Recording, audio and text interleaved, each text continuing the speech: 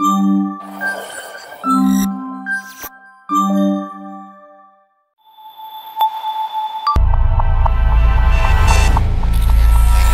عليكم ورحمة الله وبركاته. الله أكبر الله أكبر الله أكبر الله أكبر الله أكبر الله أكبر الله أكبر الله أكبر الله أكبر كبيرا الحمد لله كثيرا وسبحان الله بكرة وأصيلا. الحمد لله حمدا كثيرا طيبا مباركا فيه، حمد الشاكرين لنعمه المثنين له القابلين عليه لا نحصي ثناء عليه هو كما أثنى على نفسه. والصلاة والسلام الأتمان الأكملان المتلازمان على سيد الوجود محمد رحمة الله المهداة للعالمين، الفاتح لما أغلق والخاتم لما سبق، ناصر الحق بالحق والهادي إلى صراط الله المستقيم، صلى الله عليه وعلى آله وصحبه حق قدره ومقداره العظيم. الحمد لله وكل دائما الحمد لله. Tunamshukuru Allah subhanahu wa ta'ala kwa kutujalia siha na afya tukaifunga saumu ya mwezi wa Ramadhani, na Allah subhanahu wa ta'ala katuchagua mimi na wewe ukifika katika hii siku adhim, yaumu al-Eid, siku ya furaha, siku ya kuingizana sururi katika nufusi za Waislamu, kama ambavyo salafu saleh walikuwa wakihusiana katika siku kama hii. Man asa Allah yawm al-wa'id fakaannama asa Allah yawm al-wa'id. Tujiangalie katika kufurahika katika siku kama hii, tusije tukamuasi Mwenyezi Mungu Subhanahu wa Ta'ala. Ukimuasi Allah Subhanahu wa Ta'ala katika siku kama hii, ni kana kwamba ile siku ya kiyama uko mbele Allah Subhanahu wa Ta'ala, kisha umuasi mbele yake.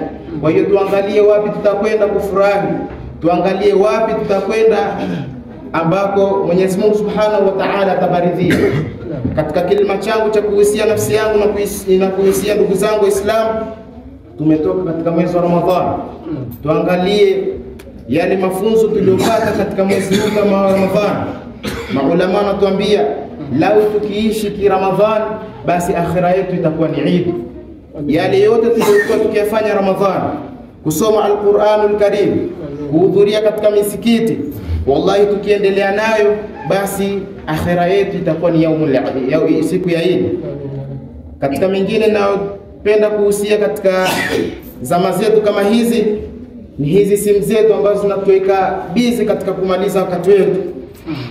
Maulama wanatuambia katika research iliyofanywa, takriban watu 2.2 billion wanatumia hizi smartphone.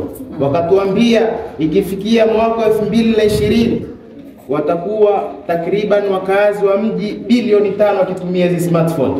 Ni kwa nini tunayasema haya? Kwa sababu yote tunakimbilia hizi smartphone kwa ajili ya mitandao ya kijamii, na madhara yanayopatikana katika mitandao ya kijamii ni mengi. Miongoni mwao ni mujaharat bil maasi, watu tunadhihirisha maasi. Madada zetu, angalia katika mwezi wa Ramadhani walikuwa wakijihifadhi, hawaposti vitu vya uchi. Mtu anafanya maasi, haitoshi Mwenyezi Mungu Subhanahu wa Ta'ala amekustiri. Kwa nini usibaki katika ile stara Allah? Unaamua kutangaza vita na Mwenyezi Mungu Subhanahu wa Ta'ala, unaposti kile ulichokifanya, unaposti ukiwa uchi. Madada zetu wameambiwa wajisitiri. Sisi tunajua mwanamke hata akifa sanda zake ni zaidi ya mwanaume. Kwa ajili gani? Ile sitara anayotakiwa kuwa nayo.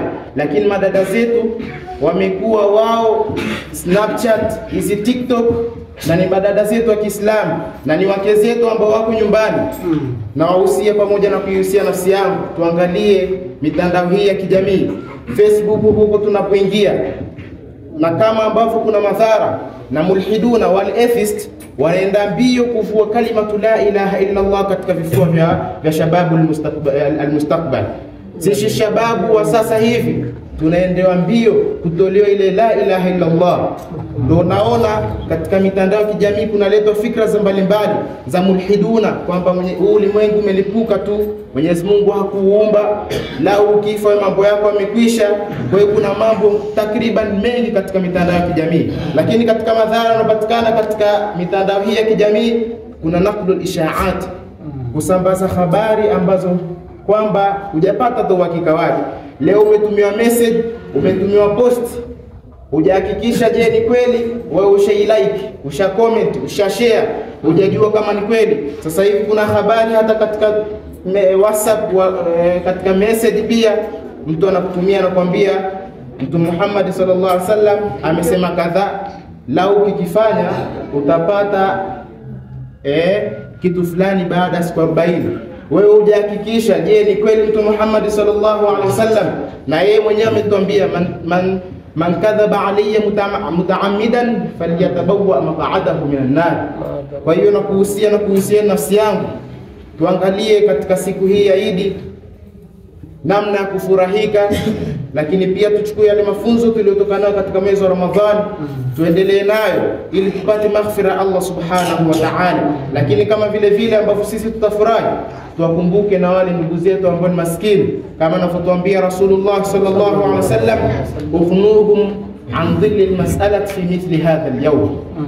Tuwakumbuke wale ndugu zetu maskini. Kuna mayatima, unajua nyumba fulani kuna yatima, jaribu kumwangalia namna ambavyo wewe unatakiwa kuwa na furaha, pia na yule mtoto aweze kupata ile furaha. Aqulu qawli hadha wa astaghfirullah alazim li wa lakum fastaghfiruhu innahu huwal ghafurur rahim wa huwal barrul karim.